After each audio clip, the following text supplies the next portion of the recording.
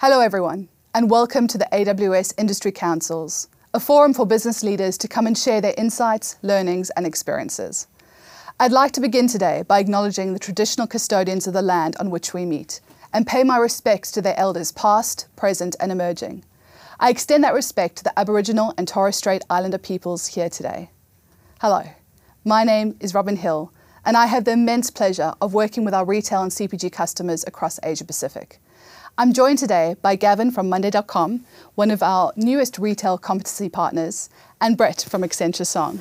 Thank you for joining me today, gentlemen. Thanks, Rob. Thank you. Today we're going to talk about loyalty within retail organisations between the leaders and their team associates. Australian Retail Association CEO Paul Zara cited earlier this year that the retail industry was in crisis, with 50,000 vacant retail positions post-COVID in Australia alone. With the changing immigration student visa approvals, we're anticipating this gap to close. However, in addition to the gaps in the workforce, the value of deskless team members within retail organisations has continued to grow in its importance in the retail strategy. Ensuring that loyalty is being retained between team members and the retailer has become critical. Brett, what are you hearing from retailers with this continued tension point? Thanks, Robyn. So luckily, since Paul talked about that stat of around 50,000 job vacancies, the number's improved. Right. And so we've taken off about 15 to 20% roughly, and that number continues to improve to a certain degree. I think we're going to hit maximum capacity at some point again. Which means that retention of staff is going to be one of the most critical things a business can do, not just to build loyalty with that staff member, because there is a cost associated with hiring new people, but also making sure that people are living the value of the business, making sure that they're representing the business in a way that makes sense. So that takes some training and some experience in the organization. So the numbers are looking better, but ultimately I think what it comes down to is what's the experience that the employee has with the brand. So much like a customer experience or a supplier experience, if you really think in terms of what the whole process looks like, the journey again, for the employee to come on board, to get hired, to go through the recruitment process, paperwork, onboarding, training, all those kinds of things really become really critical now. And the businesses that are nailing this process are the ones that are able to hire and retain staff. Yep. And that's a competitive advantage in a market like this, I would argue. Yeah. So that loyalty piece is not just about, again, paying well, paying on time, making sure people are looked after with benefits and ping pong tables. It's also about making sure that the experience is seamless, making sure that you provide that frictionless environment in your workspace. Yep, interesting. And Gavin, in your experience, how are organisations thinking about that? How are they engaging their deskless workers or the team members that are in the store support centres? Have you had any insight or experience in that space? Yeah, I think it's really interesting. I mean, I think as Brett said, it's that onboarding experience, trying to make it frictionless and trying to make an iterative process so that it's not just about getting them in and that's it, it moves on from there. So we've got a number of clients that actually use Monday for that whole onboarding process, from day one collecting your ticket or your card as to how you're going to get in or out of the location, down to what's happening on a weekly or monthly basis. But I think the other important thing and a trend that I'm seeing is allowing the employees to have a voice. And it could be simple things like having a QR code in the tea room or the snack room, that they scan that QR code and there's a questionnaire. What's top of mind? Do you have any ideas? Do you have any suggestions? And continually refreshing that content. We have a number of retailers and clients that are doing that, and you'd be amazed at some of the feedback they get, because it's those store level workers that are actually seeing what's happening with the customer.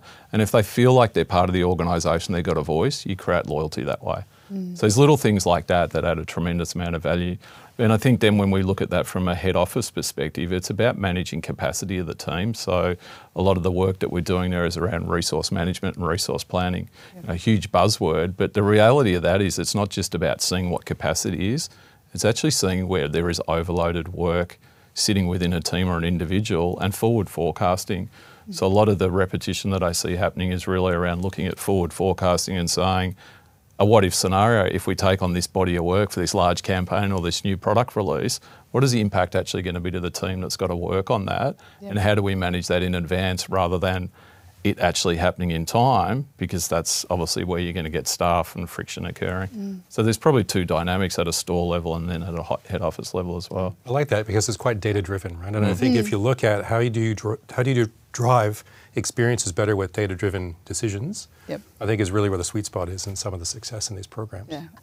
When I worked for a retailer, and every time we wanted to put a price change down, we knew it took 45 seconds for a team member to print it out and walk it to the shelf and find the right product and put it on.